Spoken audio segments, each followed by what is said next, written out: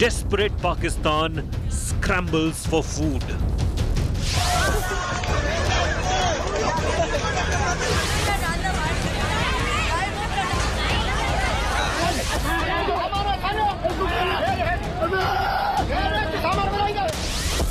Yet Pakistan deep state spreads terror in India.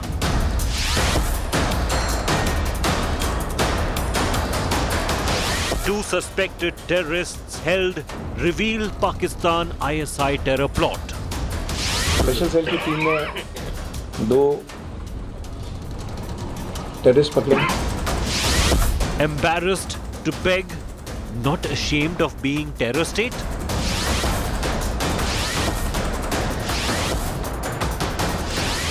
Terroristan turns Begaristan.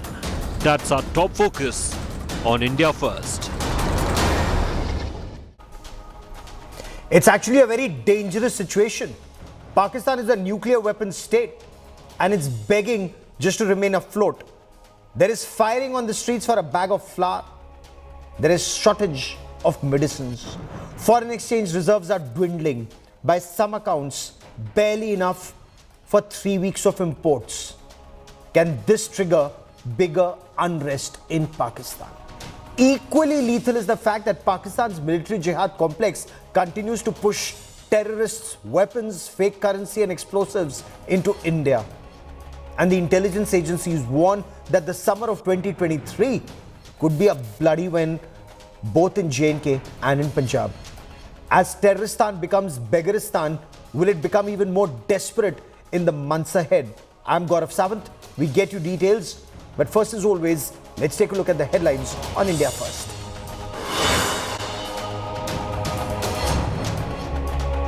BJP sounds the bugle for 2024 elections with Prime Minister Narendra Modi's roadshow in the national capital. BJP President JP Nadda says the aim is to win all 9 assembly elections this year.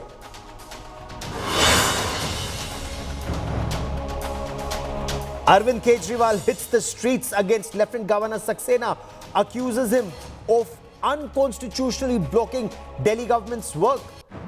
The elections for the mayor's post slated for the 24th of January.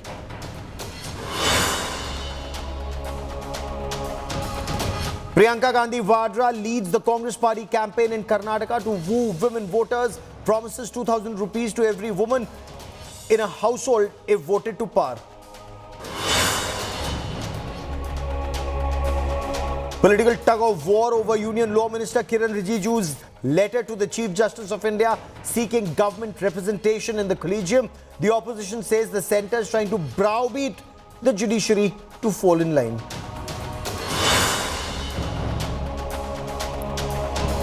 Terrorists who killed 7 in Jammu and Kashmir's Rajouri, including 2 children, caught on camera. Terrorists are seen having a meal at a local resident's home in the same area.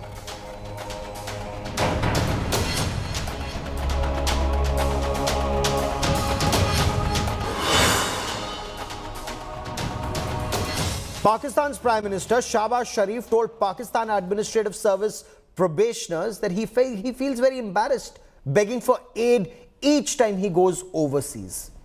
Pakistan is being avoided virtually like the plague, or at least like a poor relative always begging for money.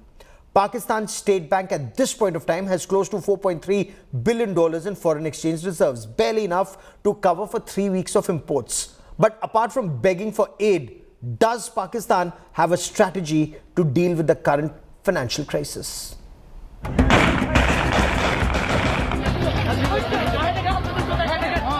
Food shortage, stampedes, gunfires. Pakistan, a country of 23 crore people, is now paying for its crimes. For far too long, Islamabad overlooked governance and instead focused all its energies on the use of terror as a strategic weapon. Today, firing their AK-47 rifles, the army and police are protecting the priceless wheat flour against hungry crowds, risking their lives to lay their hands on that one bag of food. Pakistan is facing its worst ever food crisis, with parts of the country reporting shortage of wheat. Stampedes have been reported in Khyber Pakhtunkhwa, Sindh and Balochistan provinces. The country is drowning in debt, making even imports a tough task. Pakistan Prime Minister Shehbaz Sharif met UAE President Sheikh Mohammed bin Zayed on Sunday. The nuclear weapon state, struggling to stay afloat, sought a fresh economic package from the UAE. और मुझे बड़ी शर्म आ रही है, लेकिन मजबूरी है, हमारे मामलात जो माली मामलात जो हैं इस वक्त बड़े IMF की शराइत में हम जकड़े हुए हैं. अभी भी 9th रिव्यू मुकम्मल नहीं हुआ. उनके शर्त है कि जनाब बिजली की कीमतें बढ़ाएं, फलां कीमतें बढ़ाएं. गरीब आदमी को हम कितना और बोझ डालें. The country is facing challenges on multiple fronts like plummeting forex reserves, high inflation which has reached 42%, conflict with Taliban, Baloch insurgency, food shortage, power crisis and massive flood damage. Country that funded terror is now left embarrassed for begging for funds. वहाँ पर मैंने तफसील से बात की कि मुझे बड़ी मुझे आई फील वेरी एम्बैरेस्ड कि मैं आपसे हर दफ़ा आता हूँ, कोई और आता है तो आप कहते तो नहीं, लेकिन दिल के अंदर तो आप समझते होंगे ये पैसे मांगने आ गए हैं. With UAE pledging additional $1 billion to help cash-strapped ally Pakistan, question arises, will Islamabad use the money to meet the basic needs of citizens, or will it once again be used to fund terror? Bureau Report, India Today. The tragedy is that Pakistan still hasn't left the path of terror. 2 suspected terrorists linked to Pakistan-based UN-designated banned terrorist organization Jaish-e-Mohammed were arrested with military-grade hand grenades, pistols and ammunition in the national capital. Their aim was to kill a Hindu leader ahead of Republic Day and foment communal violence in India. The terrorists had not only killed a person, but also not just filmed the killing, but also chopping off the victim's body. And that film, that video, was sent to their ISI handler in Pakistan. Our crime bureau gets us more. इस वक्त हम दिल्ली के जहांगीरपुरी इलाके में मौजूद हैं और इसी मकान में दिल्ली पुलिस स्पेशल सेल ने रेड करके जो जगजीत सिंह है जो खालिस्तानी टेररिस्ट से जुड़ा हुआ है और नौसाद जो हरकत उल अंसार से जुड़ा हुआ है, उन दोनों को गिरफ्तार किया है. मकान मालिक हमारे साथ मौजूद हैं. सर, अपना नाम बताइए. मेरा नाम पूरन चंद है. पूरन जी, कितने महीने पहले उन्होंने किराए पर मकान लिया है आपका? मेरे मकान में वो 6-7 महीने से. नहीं तो 4-5 साल थे. आपने बताया जेल में बंद थे वो, कि छूट के आए? कि छूट के आए थे वो, तो जेल में बंद थे हैं, छूट के आए थे. उसके बाद इस कोने वाले मकान में रहे हैं, वो पीछे रहे हैं, वो इस तरफ उनके लड़की का मकान है, वहाँ रहे हैं. ऐसे करके वो 4-5 साल से थे यहाँ पर. हाँ, जगजीत और नौसाद दोनों. जगदीश तो बाद में आया, ये तो इसको तो पहली बार ही देखा हमने. 6-7 महीने में पहली बार ही देखा उसको हमने. नौसाद यहाँ पे रह रहे 6-7 महीने. हाँ, स्पेशल सेल की टीम ने 2 टेररिस्ट पकड़े, जिनमें से एक का नाम नौशाद है, एक का नाम जगदीश जैसा है. इनको 12 तारीख को जहांगीरपुरी के एरिया से पकड़ा गया है. इस टीम को लीड ACP हृदय भूषण और ACP ललित नेगी कर रहे थे, जिसमें इंस्पेक्टर विनोद बडोला और इंस्पेक्टर सतीश राणा थे. ये टीम काफ़ी टाइम से टेरर के केसेस पे काम कर रही थी और एक स्पेसिफिक इन्फॉर्मेशन मिली कि जहांगीरपुरी में एक पर्टिकुलर जगह पर ये 2 लोग रह रहे हैं और ये किसी बड़ी घटना को अंजाम देने वाले हैं. And it's a triple whammy for Pakistan. The country is in financial mess. Foreign exchange reserves are dwindling. The Prime Minister is embarrassed about begging for aid to remain afloat. So there is a huge food crisis. There's an equally big political crisis in Pakistan. Sadly, none of this has prevented the Pakistan military jihad complex from sending terrorists to derail India. Even though there are some voices in Pakistan that say India can help Pakistan tide over the crisis. The question remains, will Pakistan stop terror? Should India help Pakistan? Joining me on India First, Mona Alam. She's a senior journalist from Pakistan. Lieutenant General Syed Atta Hasnain is former Kashmir Corps commander. And of course, Sushant Sareen, senior fellow at the Observer Research Foundation and a keen Pakistan watcher. Mona, I want to begin by asking you, what do you make of Pakistan's Prime Minister Shahbaz Sharif's confession that he's embarrassed about begging for aid each time he goes overseas? Thank you. I think, Gaurav, this isn't the first time that Pakistan's Prime Minister has gone on record regarding this embarrassment. Of course, it is embarrassing. I mean, there are no qualms about it and there's no rocket science about it. It's embarrassing for Shahbaz Sharif. It was embarrassing in the past for Imran Khan, though he had vowed before coming to power that he would never go to IMF with a begging bowl. But unfortunately, this is a vicious cycle that we're stuck in, and no matter the Prime Minister and no matter the ruling party, each and every time we have to go knocking doors of the IMF because we don't seem to find a solution of our own, and we don't seem to find ways to get financially independent. So this is a quagmire, and we're stuck for eternity. At least as far as since the 90s, if I recall, or if I collect it historically, but this seems to never end anytime soon. Stuck till eternity. I mean, that's unfortunate. Sushant Sareen, State Bank of Pakistan, according to a report in the Dawn, has about $4.3 billion. Commercial banks have about $5.8 billion. So that would make it close to $11 billion. How do you assess the current situation in Pakistan and Shahbaz Sharif's statement? Gaurav, first a clarification. The private accounts which are with the state bank are not part of the foreign exchange reserves.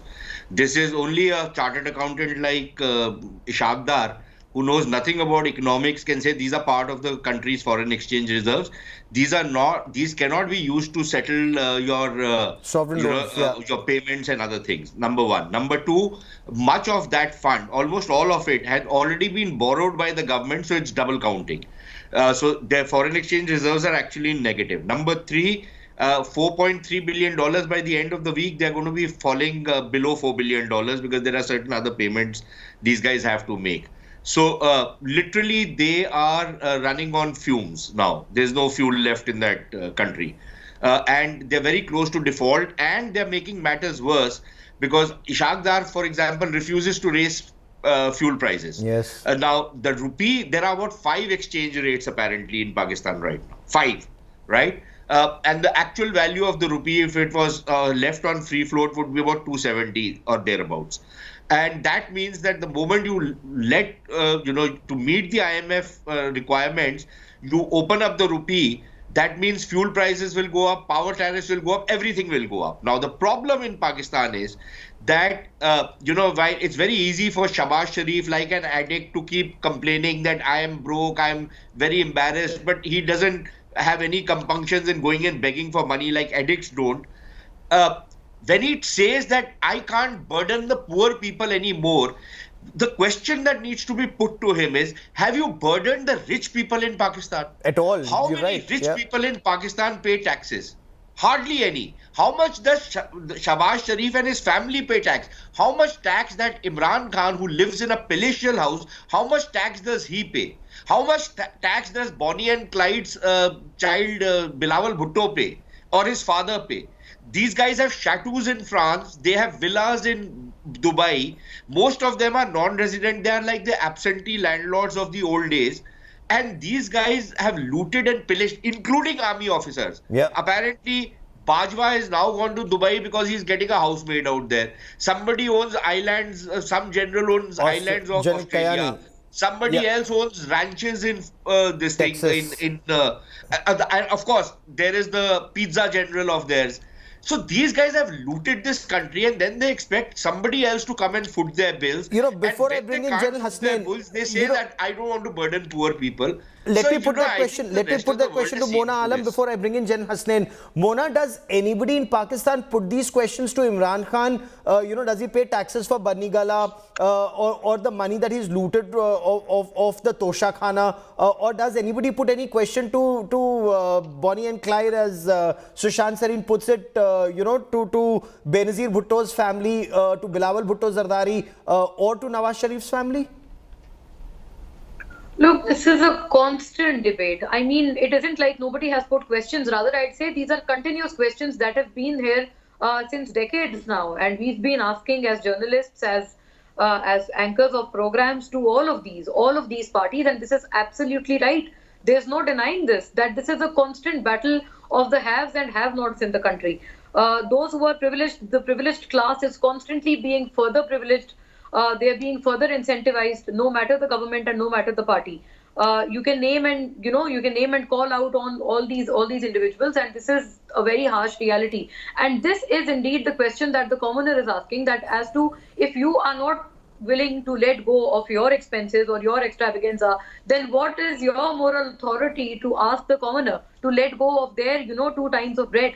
So this is a basic necessity that everyone's asking, and this is a moral standing that I do not think any of these leaders or these political parties they do really possess. Because I think I've spoken about it on your last program, that Shehbaz Sharif, Prime Minister Shehbaz Sharif's cabinet is swelling day by day, Yes. and it's growing day by day. There are numerous ministers who do not even have a portfolio, and yet they're being added to the list. I mean, it's a constant battle. For the establishment as well, I wouldn't bail them out. I wouldn't say that, they're not there. They do have an extravagant defense budget. There's no denying that. But yes, that needs to stay, given the security paradigm that Pakistan is dealing with. But I'll come one to that in also just a moment. I'll come to that in just a moment. Please comment. Pakistan is in deep trouble, deep trouble, but its leadership is doing nothing to bring the country out of it, General Hasnain.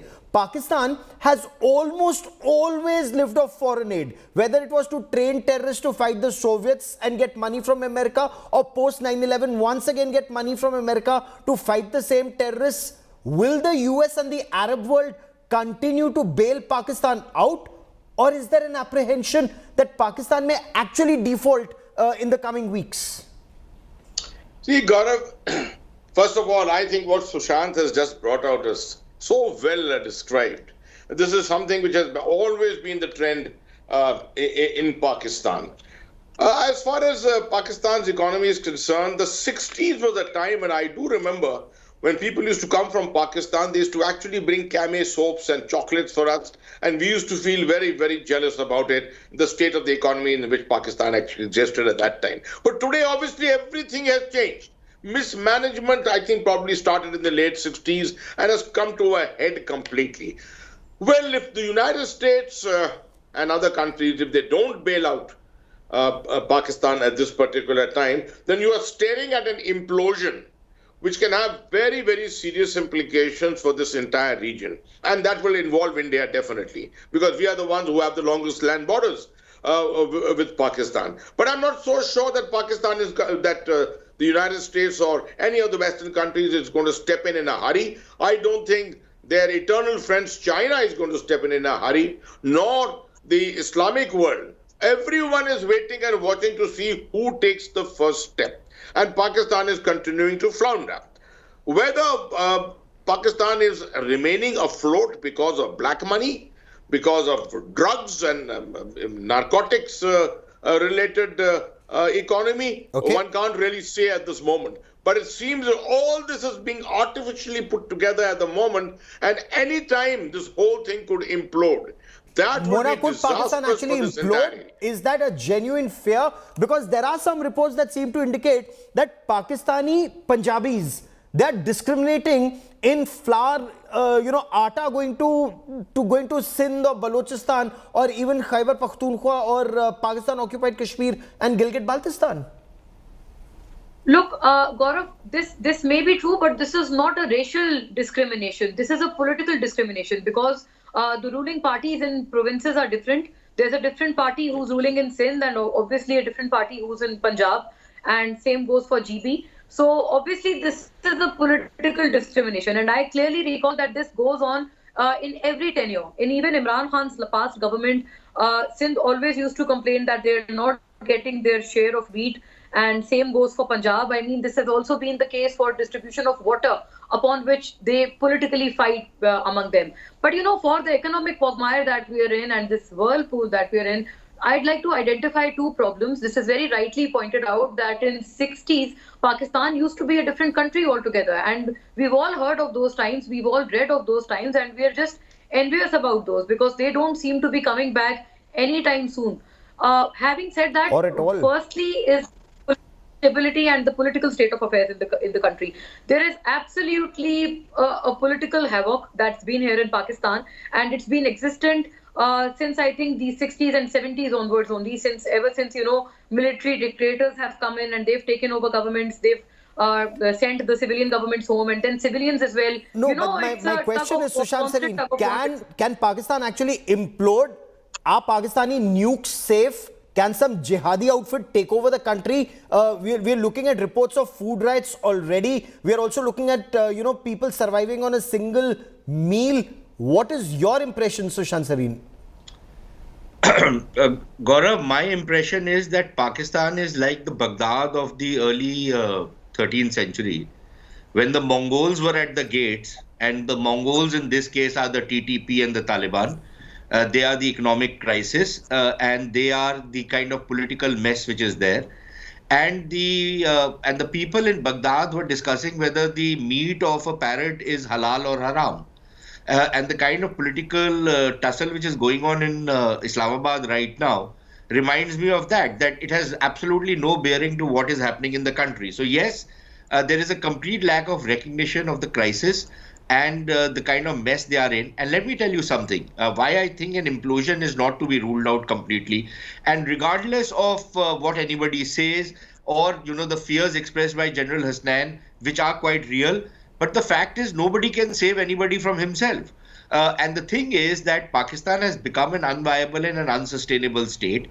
To become viable, it will have to restructure itself, it will have to contract, it will have to reduce its army, it will have to reduce its government structures, it will have to really squeeze itself, which nobody is ready to do. So I don't see how any amount of aid, you can give them $10 billion tomorrow, it'll take them for a year.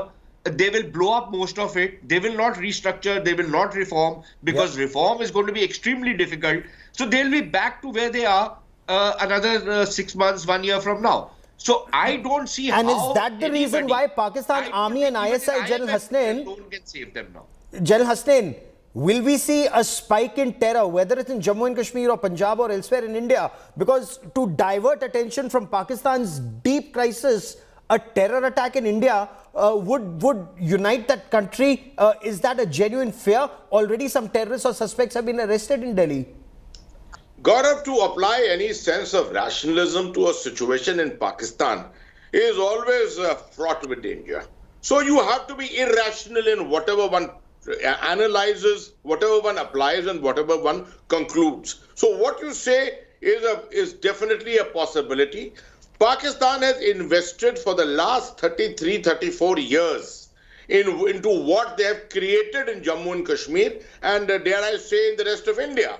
Their networks are not restricted to Jammu and Kashmir. They exist deep down into the south. These networks have to be sustained. Otherwise, 33 years of hard work by the ISI and all its other implements is going to go waste. I think the Pakistani establishment tends to delude itself that this is a temporary situation. India also had this situation in 1991 when $1 billion were left in the foreign exchange reserves. They'll try and apply that rationale to it and say, see, India overcame that and today they've got $550 billion. We will also achieve the same. Let's go ahead with our plans the way that we have been continuing to do. If that kind of a rationale and logic continues to be applied, then definitely you can expect that there will be an increase in the terror footprint in the coming days, as very correctly predicted that this year is going to be another hot year as far as the internal security situation is concerned. 2023 likely to be a hot year. Jammu, Kashmir, Punjab or rest of the country. I've run out of time on this part of the show. Mona Alam, Sushant Sareen and General Hasnan, many thanks for joining me. Do keep in mind, India is actually feeding more than 800 million people year on year, free of cost, or it's the taxpayers who are paying for it. Pakistan, with just 200 million people, is unable to feed even a section of its population. We'll track that story closely. Up next, Business Today with Abha Bakaya.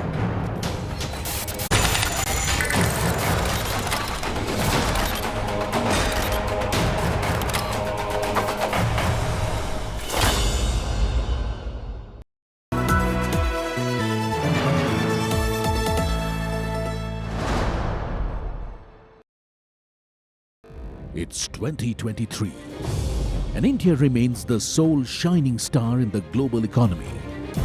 So what lies ahead as the Modi government prepares its last full budget before the 2024 general elections?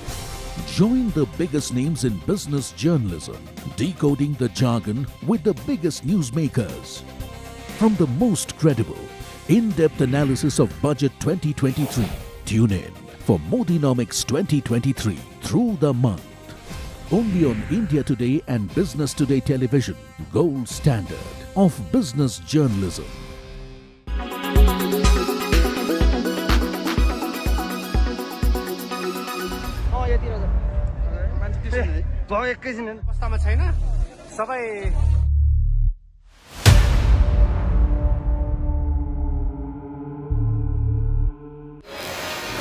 Yet another air tragedy in Nepal.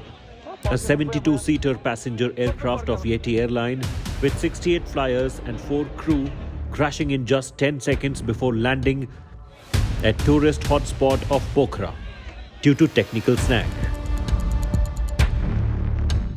While 5 of the passengers were Indians, there were 6 children, including 3 infants on board.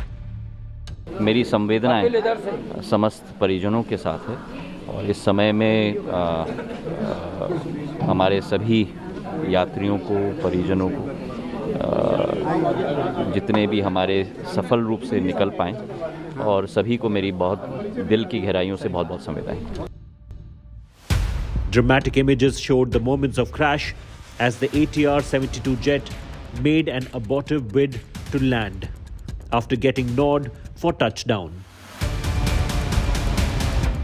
Tilting dangerously and plunging to the ground with a loud bang and exploding into a large fireball. The senior pilot of Yeti Airline, Kamal Kesi, with 20 years of experience, crashed into a gorge of Seti River. Images after the crash showed the wreckage burning and billowing out thick plumes of smoke. Rescue workers from Nepal Army, police, fire department and locals tried to put out the massive blaze with water and took out badly charred bodies from the wreckage. Apart from the 5 Indians, there were 53 Nepali, 4 Russians, 1 Irish, 2 South Koreans, 1 Argentinian, 1 Australian and a French national on board.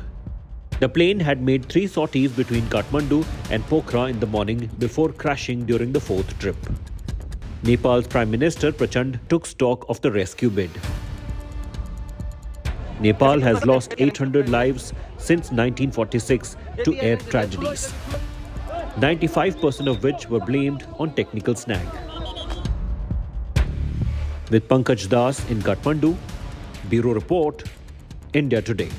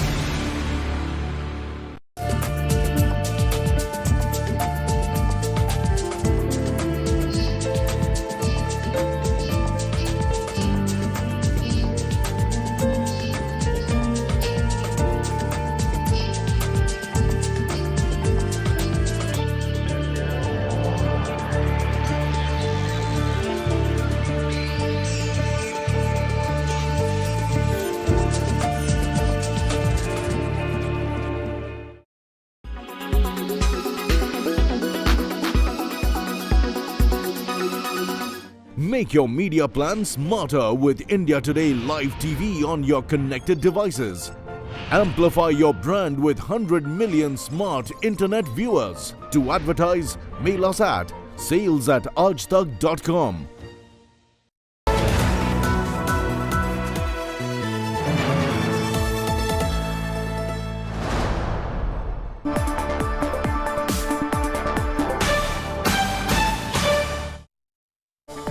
Hello and welcome. You're with us here on Business Today. I'm Abha Bakaya. Here are the day's top stories. The biggest business leaders, political voices, economists and stakeholders come together for the biggest post-pandemic gathering to discuss a whole host of things at the 53rd World Economic Forum meet in the snow-clad Swiss town of Davos. Stay tuned for the BTTV coverage over the next 30 minutes.